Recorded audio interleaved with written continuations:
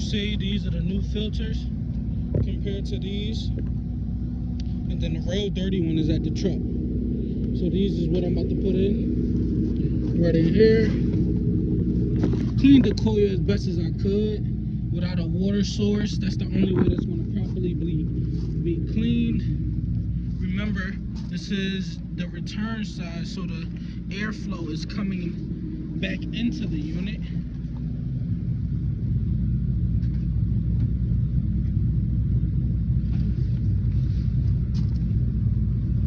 Two and two, baby.